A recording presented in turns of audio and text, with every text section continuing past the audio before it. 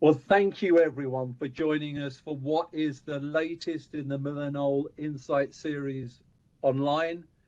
MillerKnoll is a family of brands and we are manufacturer of products for places where people are healed, where they learn, where they live. And today we're going to be focused on where people work. Our speaker today is Rachel Edwards from Lendlease Europe, and I'll let her introduce Lendlease to you a little later. Rachel is the workplace future lead for Lendlease and is really passionate about the need for a leadership approach to the future of work. And Rachel works across Lendlease's UK commercial development projects and will be sharing some of the insights in some of those projects later. And with 15 years of experience in supporting the transformation of organizations, she's going to be sharing some of those insights. That's really important. Please use the chat box for any questions, and I will put them to Rachel right at the end. There will be a follow-up email to this. Looking forward to a fantastic session. Rachel, over to you. Thank you. Thank you. And thanks again for having me on this chat, Mark. It's an absolute pleasure to be here. Good morning to all of those of you in the US. Thank you for joining. Good afternoon to people here in the same part of the world as me. And if it's evening, wherever you are, then good evening as well. I'm very excited to talk to you about some of the thinking that we've been doing over the past couple of years, some insights to a project in particular called the Loneliness Lab, and a few examples, case studies of things that I think are interested in relation to that, but that are also just generally quite interesting for the future of work. This is a conversation on the future of work, future of culture. And as Mark said, I'm really interested in the leadership approach we take to culture. But more than that, it's about encouraging people to be curious. So it's about intentional leadership, connection, placemaking, social value, and I'm going to add innovation to that as well. I'll jump straight in or start with a story that I was told, and those of you in North America might know it much better than me and in more depth, but it's about a native North American principle called the 7 generations principle, which means that the decisions we make today need to have good, sustainable outcomes for 7 generations to come, which is our kids, kids, kids, kids, kids, kids, kids. So give or take about 200 years of decision making to think about in every small decision we make today. And from what I've heard is a lot of that has been picked up in marketing and greenwash to a certain extent. But I think there's really interesting nuances within it, one of which I understand is whenever making some of these big decisions, the chief in these communities would keep a seat next to them that no one can sit in. And that seat is as a reminder and a voice at the table for the generations that aren't yet born. And that to me is so important. It's really interesting to think about how every small decision that we might make today could add a hurdle or open a door for the future leaders coming into workplace. And we should be thinking more about it. To give a bit of background to Lendlease, or to myself and where I'm coming from, I'm a workplace strategist, started work life for a big organization in their corporate real estate team. The first third. The second third was in a more traditional role, consulting on future of work with a diverse range of organizations, much smaller company. And for almost 5 years, I've been with Lendlease. We're an integrated property company, investment management, development, construction, and have a sweet spot in the larger scale urban regeneration projects. So for the Americas, you'll hopefully recognize some big projects going on there over in the US. In Europe, or in the UK in particular, we have about 10 million square foot of future places that people will work. So a really big pipeline for us to think about. And as developers, then we need to take a really long leap into the future to think about how all of the decisions we're making today affect the people who will use it in 20, 50, 100, 200 years' time. So for me in this space, when it comes to workplace strategy, it's more about what is the future role of workplace in our cities? What types of experiences are we trying to create for people who use them? And how can we unlock some of the challenges or the evolution that's happening in the way that we're working and start to innovate and think a bit differently in this space?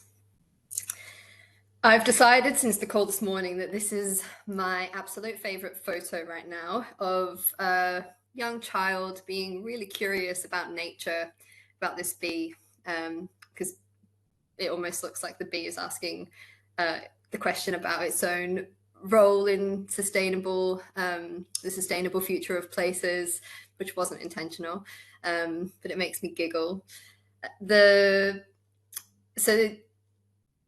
set the scene around what we'll be talking about, I just want to start by thinking about what that future could look like. What temperature will the world be? I mean, the climate crisis is one of the biggest issues that we've got today. What cities will we want to live in? How will we want to live? Will bees even still be around? When we think about the world in even 20 years' time, so much might have changed. There's so many new products, ChatGPT, OpenAI, blockchain, things like the metaverse becoming more accessible. They're all shifting things so quickly, but a lot of the leases that we have contracts on today will probably still be going. So the property decisions may still impact us. And then how will we work? What industries will be around? How will the current industries have been disrupted? What types of jobs will we have? What are the skill sets businesses will be looking for? What technologies will we use? But most importantly in all of this is what types of cultures do we want to drive into our working life? So whether we work for big organizations, who knows what size or age organizations might be in 50 years' time. But I hope that the decisions we're making today will help to influence good outcomes for that. So we've got some really massive decisions when we think about the future. And if I was to make this slide simpler, it would just be a circle with the word life in the middle, because I know I'm massively simplifying what is probably one of the biggest conversation topics of the time. Where does work happen? So workplace, historically and still today, needs to enable strategic business outcomes. We've moved away from being in a physical place together because we have to be. And therefore there's multiple opportunities that we can look to real estate and the other factors of workplace to support. So whenever we're talking about the future of work here, I'm talking about the typical places that work happens, not necessarily the office building. We've got community on one side, your working community or your life community, and work. So it's the place that they come together. And within that, there are loads of different products and shifts, whether it be structural shifts within organizations, technology, the way that leaders lead businesses and how that's evolving, the contracts we have with employees, the contracts we have on real estate, loads changing. At the same time, the way we work has shifted. The CEO of a big corporate, the marketing director of an SME, a small, medium business, a startup, or even the postman. The past few years, whether it's the pandemic or technology shifts, climate change, are impacting the way that we work and where we work. So if you look at it really simply, we've got work alone, work with other people, and then we've got the work we do, work we do alone, work we do with other people, where we work alone, where we work with other people, and it's just a sliding scale. So the future for knowledge work isn't binary, and it can sit wherever on that sliding scale. But thing to recognize that just by pushing people together, it doesn't automatically equal connection, and it doesn't automatically equal productivity. We need to be very intentional about the decisions that we're making, where we work and when, and the leadership needs to be intentional in how we connect with people and how we connect with the business. So that, I think, is something that's really, really important. And in a lot of the news that I'm seeing today, where people are being mandated to work in a certain way, I believe there'll be a lot of struggles in looking at that culture shift and the culture created within that. A bit more complex. And actually, this is very, very simple when it comes to culture, because this is actually all about people, which is not a simple topic.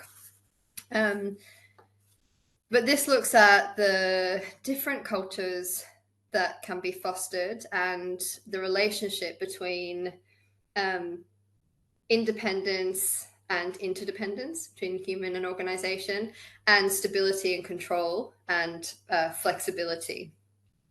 So the competing values framework looks at the cultures that can be fostered in those quadrants. And the cultural alignment framework looks at the attitudes towards people, independence, interdependence, and the attitudes towards change. So stability, no change, flexibility, lots of change. There are millions of these cultural models, which I'm sure a lot of you on the call know inside out. I've selected these particularly because of that relationship between people and other people and people and businesses, but also because I really believe that there is a sweet spot here on the top side, on the flexibility, for curiosity. And I think that from everything I've seen, there is a really compelling argument to better understand how we connect intentionally with people and with the organizations we work for. Because within that intentional connection, you start to build a sense of belonging. And with belonging comes trust and the ability to be authentic, potentially a sense of more agency in the businesses that you work for, and an opportunity to feel a bit more vulnerable in that trust. So therefore leading to an opportunity to be a bit more curious. And when you look at the World's Economic Forum's most recent report, they released a report a few weeks ago that showed 83 million jobs are projected to be lost over the next, I think it was 7 years. And 69 million are projected to be created. So that's pretty huge. The top skills within that, though, that people will be looking for in future are creative thinking, analytical thinking, technology literacy, and curiosity, lifelong learning, resilience, and flexibility. So all of those things that come in that top quadrant when you are a bit more flexible, whether you are independent or interdependent with your the business you work for and the people you work with. You need a bit of both, obviously. So I would love to explore belonging in a bit more depth. It links into all of these areas we're talking about.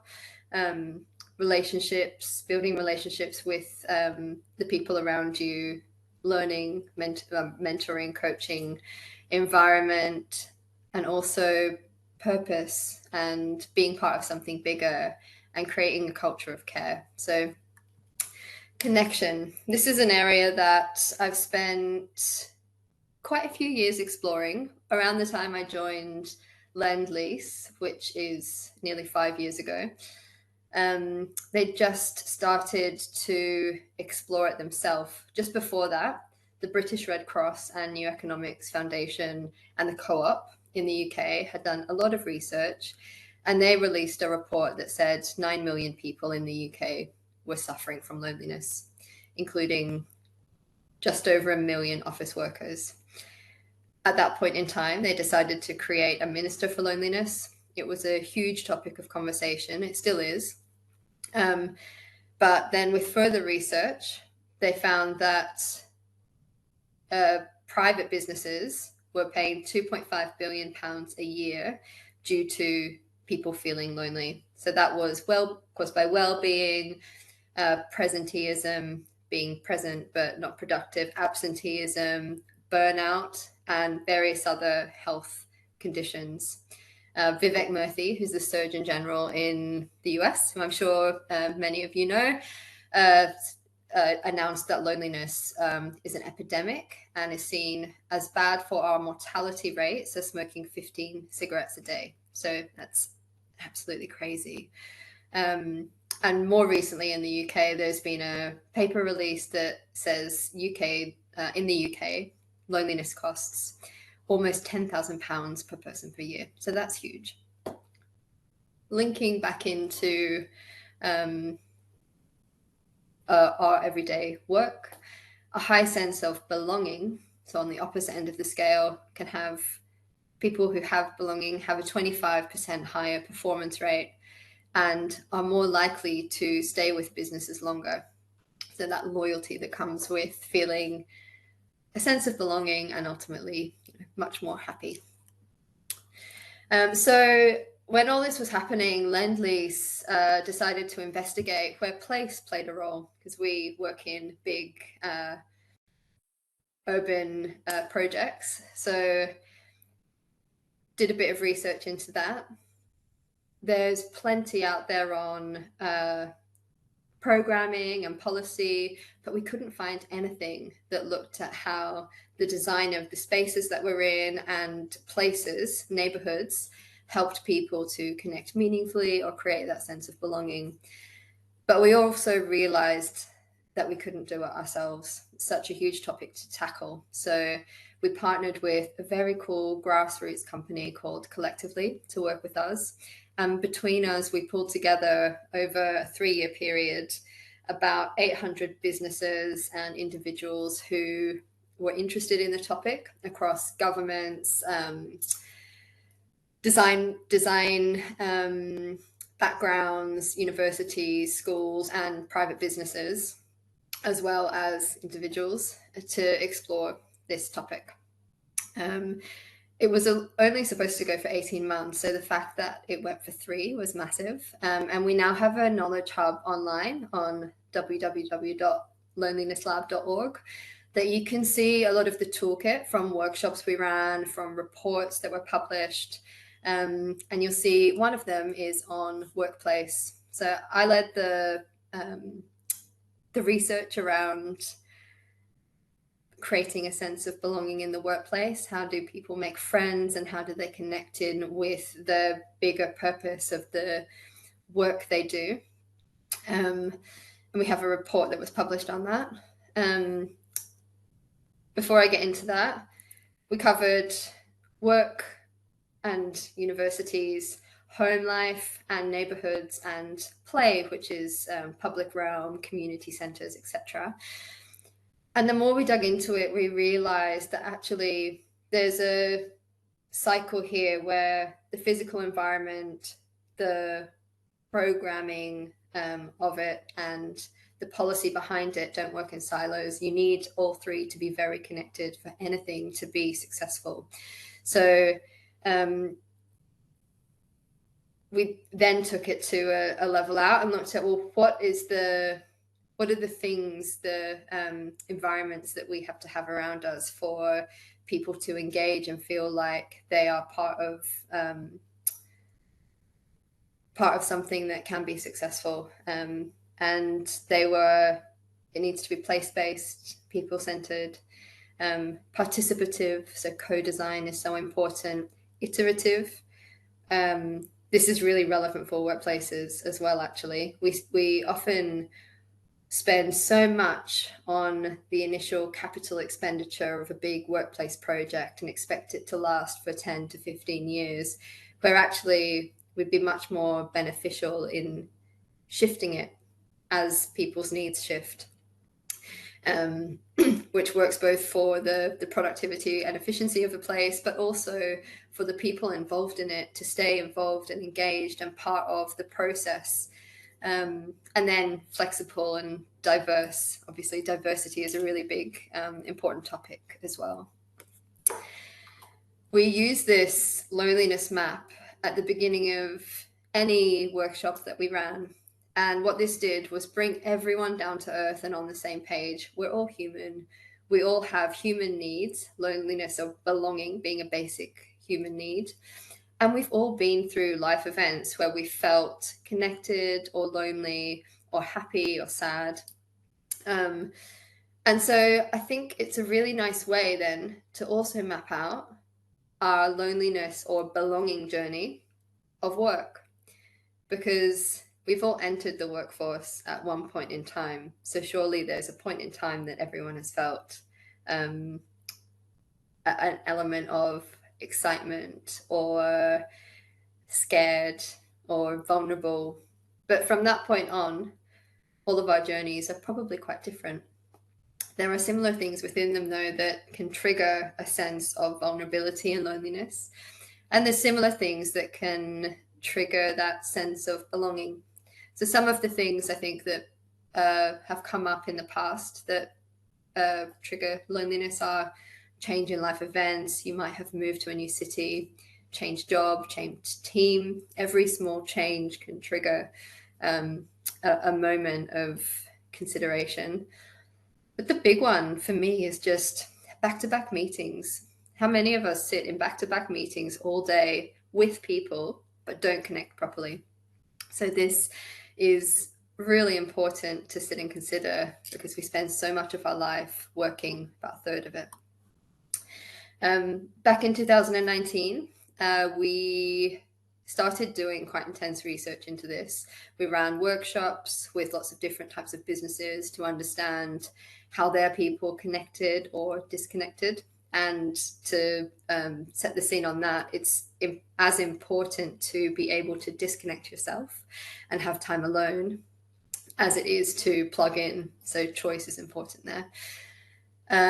We brought Nigel Osland in. He's, I think, may have spoken on a few of these. He speaks at an awful lot of trends conferences.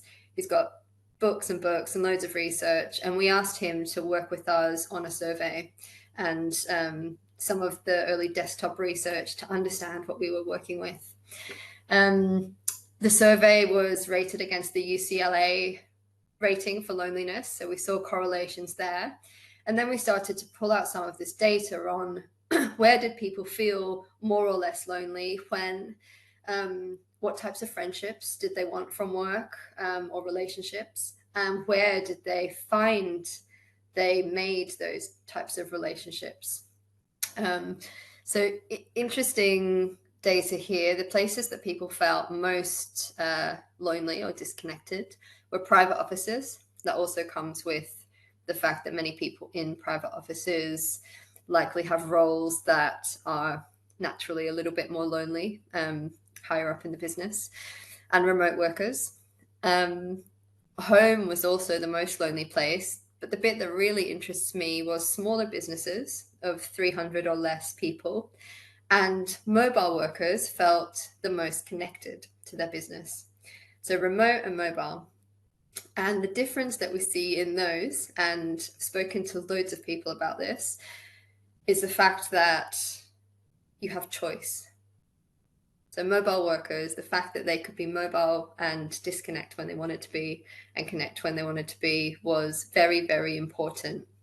And actually that shows to be the most connected across both of those graphs. The size of the organizations also really quite important. So we mapped it across Dunbar's number. So Robert Dunbar, who many of you may have heard of, has quite a famous theory around the number of relationships that we can hold. And it suggests that 150 is the maximum number of meaningful connections that we can have in our circle, from closest friends, which is around 5. And that correlated with the survey results from Nigel. People with 5 friends at work felt a lot more connected than people with less than 5. That was the sweet spot. But all the way up to 150 being your group of weak ties that you can have a meaningful connection with. And I think back in ancient days, that would probably be the number of people who you can visually recognize and feel safe around as part of your tribe. We also then mapped it across using Dunbar's number to look at the different relationships across a business. So you've got individual, teams, company, and then the community around you, which might be your industry, or it might be the community that your business sits in physically, location-wise. And within each of those, there's different reasons that people would need to come together or use sort of workspace. So individual for choice, just because you want to go and work in a building with other people, maybe with the ergonomic setup, but also the energy levels. It's important that we understand how people get their energy. Teams, intensive moments of together, the ability to have meaningful moments of difference. At a company level, the fact that people can plug into the mainframe and understand that they've got a shared sense of purpose or shared values. And at a community level, feeling like you can be something much bigger than yourself, but also the organization you work for. More and more people, as time goes on, are interested in having that diversity. We're seeing more gig workers who are working with lots of different things, lots of different projects, lots of different businesses, people who have side hustles beyond their business because they need access to something a little bit bigger. But there's also something here in the opportunity when people connect with a diverse group beyond their network and the sort of magic that can happen there. So across those different levels, individual, team, company, community, there were different types of relationships that people wanted from the survey we did, and we managed to match them up. Social friendships needed very different types of spaces to connect meaningfully than trusted colleagues did, for example.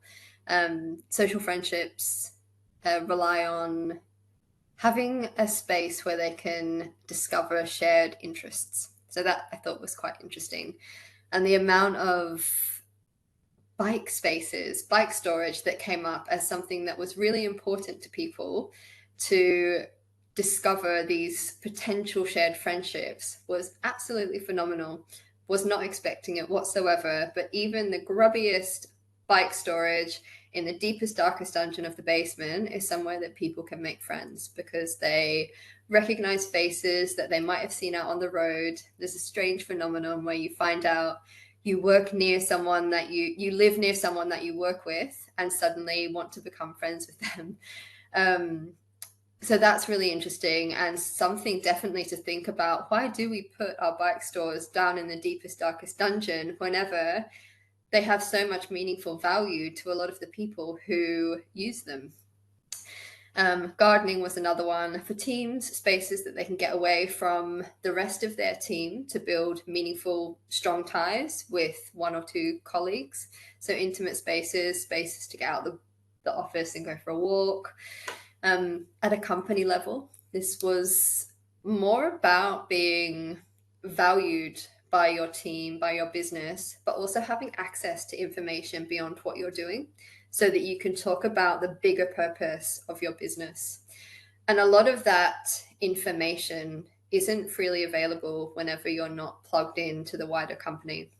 I know that our business started doing all staff calls whenever we first went into lockdown. We've continued those because actually they're so valuable whenever you're hearing other teams on these all staff calls talking about their projects. And now I can talk about them too. with pride, and I can investigate, I can be curious, I can go and approach those people to understand more about things that I would never have known about if I hadn't heard on there. A more organic way for that to happen is to have things out in the open, on the walls, in physical space where people can pick up on things just naturally, which is what we typically do in an office space. And finally, weak ties. So this is a really interesting one. You might have heard of Mark Ganaveto's Strength of Weak Ties. It's very old, as Mark Catchlove was saying, and we were having a chat about this just before you all joined. I think it's from the 80s. But it's still so very important because it's something that's so ingrained in human nature, building relationships with people. So weak ties are our loose relationships, the people we may not really know well. They're probably in a periphery part of our network, and we don't usually have a reason to connect with them regularly. So they don't take up much of our time. Strong ties, on the other hand, are important social connections for us. They're people we tend to build trust with, invest in, spending time with. From a business perspective, they're really great for operational efficiency and sort of execution of work because we have that sense of trust built. But they're often a closed network. So when you think of it in that way, you start to think, well, closed networks, although they may have diversity, they also have a closed level of diversity within them. And through time, you start to share values as opposed to challenge each other's values and can become a bit of an echo chamber. Both of these are very, very important in our life. But the thing that interests me is the currency of social capital in it all. So where strong ties, you can rely on the people around you very easily. Weak ties are interesting because usually things like job opportunities or opportunities beyond anything that we might have thought about would come from weak ties or people outside our day-to-day network. They bring diversity of thought with that, and then as a result are more likely to result in innovation. So yeah, both very, very interesting, but different purposes, and both ultimately are needed together. Interesting though, remote workers spent 25% less time collaborating across groups. That was from a Microsoft study of 61,000 people before and after the pandemic. So 25% less time collaborating ultimately means you probably have a much less likely chance of meeting those weak ties to build your network. And the power of proximity is also a very interesting topic in that. Another story, a paper published by Harvard University, I think, found that software engineers at a Fortune 500 company had a 25% increase in online feedback whenever they were sitting together in the same space day on day. So as soon as they moved to a remote condition where everyone was separate, that level of feedback on their work massively dropped.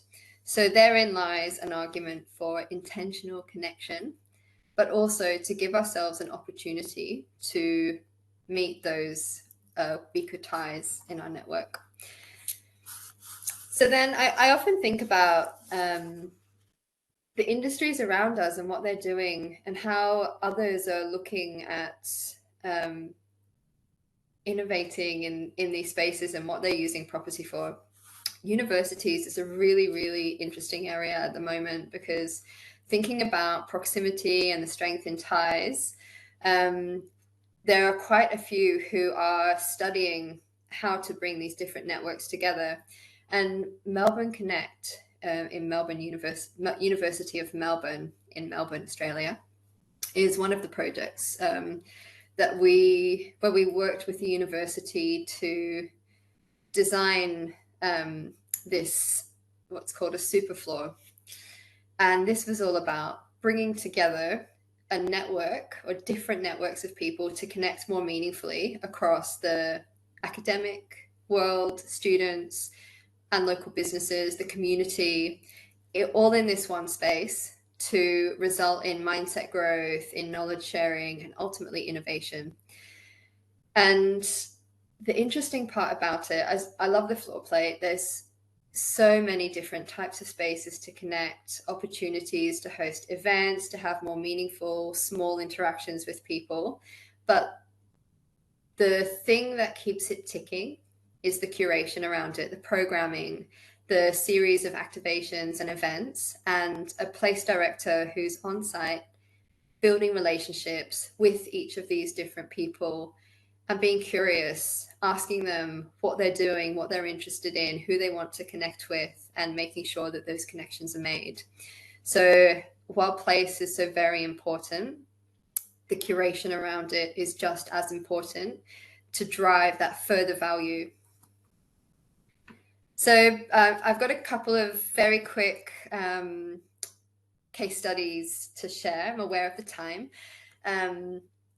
But before I do that, I think, first of all, want to wrap this up in just saying, as placemakers, we need to encourage more curiosity. It is about place and building infrastructure, etc. It's also about the networks we create and the people we work with along the way. So the way that we can do that and encourage curiosity is to start asking questions ourselves and hopefully leading on to more questions from other people. Things as simple as, how can we do things better? What do you need? What inspires you? What makes you feel like you belong? But also diving a bit deeper, how did you make friends here? What spaces do you feel connected versus disconnected? And how can we help you to build your network? Be more curious about what people are doing and how to innovate in the spaces that we're working in. While I'm talking through a couple of examples, would love you to share some of your thoughts from that. What are the spaces that you like to work that are non-traditional? Do you feel connected, disconnected? And have you got any ideas around how we can innovate in the cities we're in? What spaces might not exist that we should be thinking about? So first off, the rank is Lendlease's offices in London. We moved during the pandemic. I'll share this one first because everything's got to start at home, right? That's where change begins. We had an opportunity to move.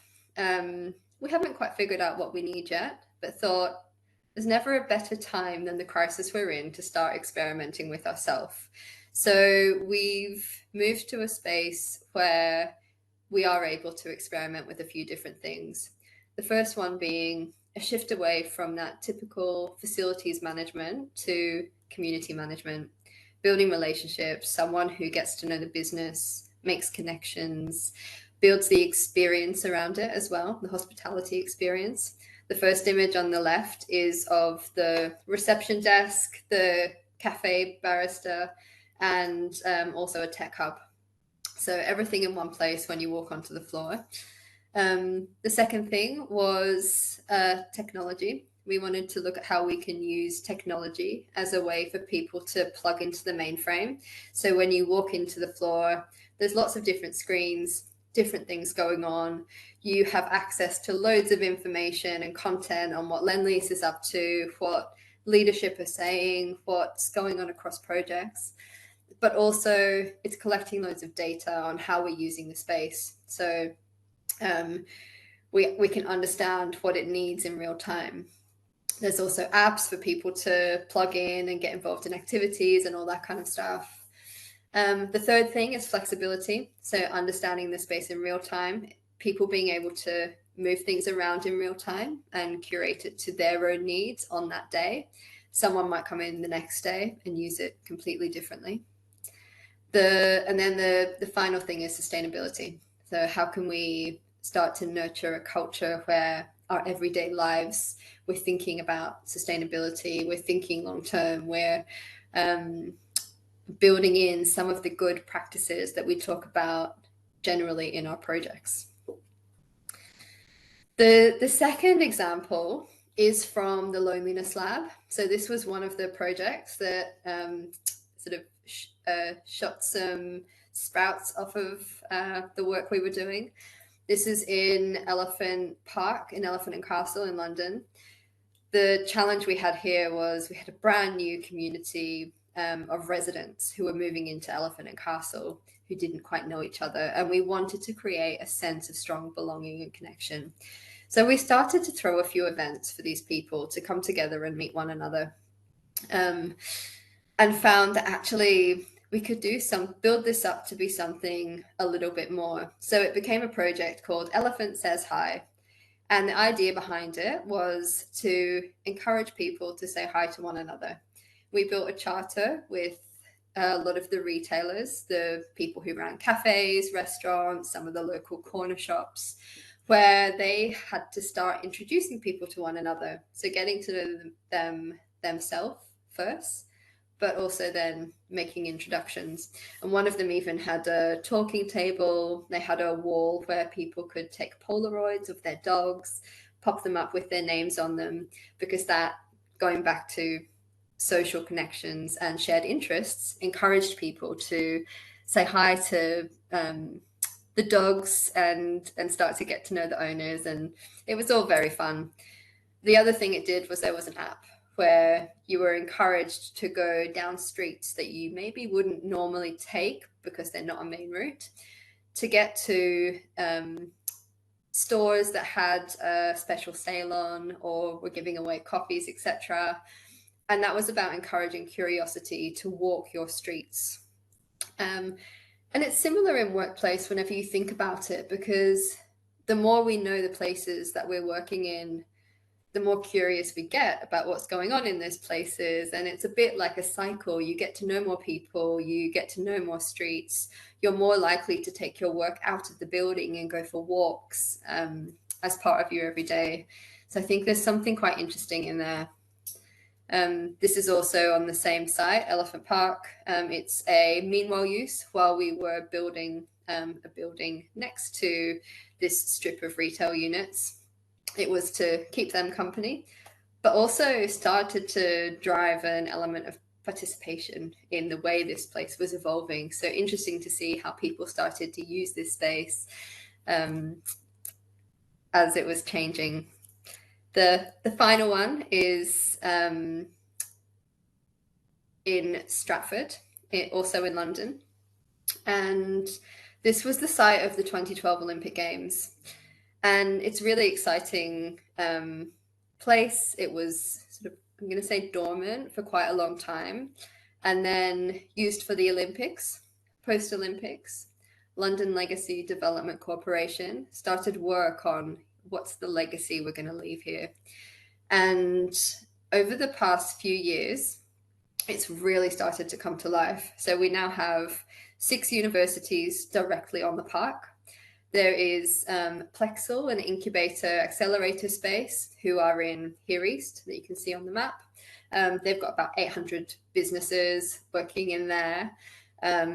Lendlease have a development called the International Quarter, also there. We've got some quite large organizations, 1 million square foot of office space, another 1.5 million to come. And then there's a cultural strip, which has the BBC, Sadler's Wells theatre company, and the Victoria and Albert Museum, who are all moving there, and they're looking into sort of the future of culture consumption within their own areas of innovation, which is really exciting. But all of these institutions and businesses are working together. So the opportunity for the sort of social capital, network value, innovation that comes out of that is already super high. And we've decided to work together to create an innovation district, or inclusive innovation district, where we're actually nudging a lot of these innovations to happen using the park as a test bed. So beyond that, those relationships that are already there, how can we drive it even further? For us as placemakers, this is really important. So place, the infrastructure, the real estate, that's really essential. But also the social side of it, the social capital, the events, the networking that we can build. Because if we can get that right, we can start to break down some of the barriers that exist between these amazing institutions at a high level. At a human scale, we also need to build that sense of connection and understanding what's important for people when they're there, creating permeability, an element of connection, etc., and letting people know they're part of something bigger. So a couple of quick photos. This is it. This is the strip of V&A, College of Fashion, Sadler's Wells. We're looking at it from within UCL East building. There's the Aquatic Centre from the Olympics, train station behind it. Our site just behind that, the Turing building you can see, is just about to top out. And it goes all the way down to here east, where you can see that's where the Plexel accelerator space is. On our site, to encourage that permeability, access to nature, working differently, connection between businesses, we're opening up spaces that people can work beyond the boundaries of the walls of their organization. This is one of them. It's an outdoor office. There's spaces that you can plug into power and work, but you can also go and just sit in nature with your friends or by yourself. Another space, there's a rooftop right next to it, a building that's mainly restaurant, and there's a cafe, a rooftop that you can also go. It's public space, plug in and work. And also the steps out the front in the image on the left show that it's a bit more like a kind of town hall space. People are congregating there. Open lobbies, very important. This is the UCL building, the one that we were taking the photo from before. They've done something very interesting, similar to the Melbourne Connect example that I spoke about, where they're looking at, rather than faculties designing challenges that they can bring multidisciplinary groups together to work on. And they're really interesting. All their courses are brand new, things like robotics, sort of other sort of mix between digital, life science and engineering. So sort of AI, other technologies. And that brings businesses and the university, students, academics, and local community in. So the ground floor is mostly public access, which is really interesting from a uni. This is their other building. You'll see the bricks on the ground are the same as the area outside. So that's quite nice to create permeability. And also meanwhile use. These are trees that we will eventually plant on the future site, but allowing people to participate in them just now, using them as seats. We move them around. So being part of the change. And I'll just leave it with a quote from Ted Lasso, which I don't know how popular it is in the US. It's very popular here, comes out tonight. I can't wait. But be curious, not judgmental, be open, ask questions, and, be open to change.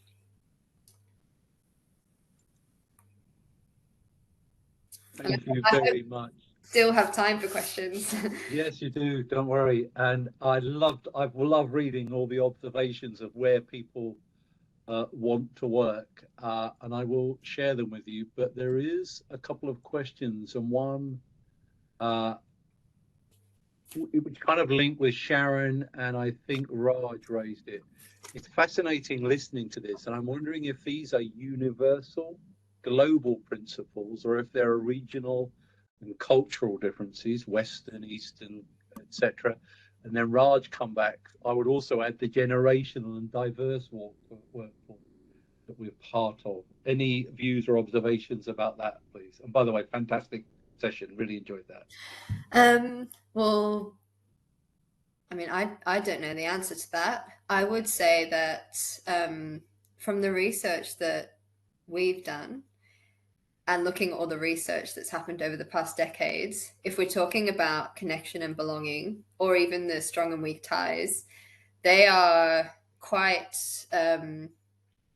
quite old concepts that go back to the fact that these are human needs. They're about people. They're, you know, they don't tend to change, but the nuances around them do change. So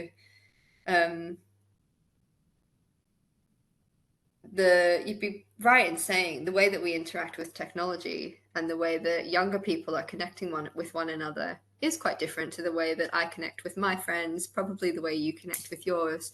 And there's some considerations there to be made, which also probably mean that the cultural overlays within that will differentiate as well.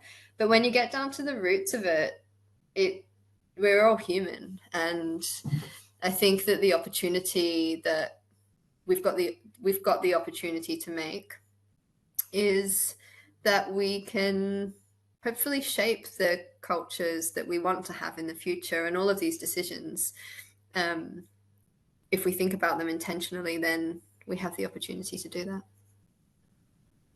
Yeah, I do think as humans we haven't changed a lot, and some of that fundamental basic research is the same globally. I think how we deliver the answers might be different, how we deliver the solutions, you know, whether, you know, food and drink is very different from one country to another. There are just so many comments about the places that people like to work, from including a screened porch to public transport, inside a cathedral or a church, which I thought was interesting. Someone's been greening their backyard and put a Wi-Fi pod so that they can work in the garden, a flower garden. So walking meetings were talked about as well. Someone said, the train, if I got a season ticket, why don't I use it? So really interesting mixture of spaces. I read a stat on walking meetings that they have 30% increased rate of sort of creative thinking than sitting still. So I think that's really interesting to think about. Whenever you're designing your like places that people come together to work, where do you encourage them to go for walks? Yeah, and that's something about the blood flow, which affects your brain. That whole thing. I mean, try not to get too furniture product, but we designed a chair which was deliberately designed to reduce or increase the blood flow, because once the blood doesn't flow to your brain, you get more tired and your brain doesn't work. So Stephen's asking, do you know where that stat was from? I'm quite sure it was Stanford University, a paper I read. I'll see if I can find it. I'll send it to you, Mark, and you can share on. Stephen's a fantastic Googler. He'll find it somewhere as well. Thank you for all those that have been sharing your thoughts and insights. There's 5 minutes to go, so I'm going to let people get on to their next meeting. Thank you very much for a fantastic session, Rachel. We will be posting a video on the MillerKnoll YouTube website. I've just put a link in to upcoming events as well, some new speakers. Your applause comes in the form of thank yous in the chat box now, and a few hand claps on the left hand side there as well. Thank you everyone. I'm glad you liked it. Thank you. As you leave today, you will be taken to a website to give some incredibly positive feedback, if that's okay with for Rachel. That we would love that. Thank you everyone for joining us, and Rachel, do stay on and read the thank yous. Thank you for a great session. Thank you. Thanks everyone.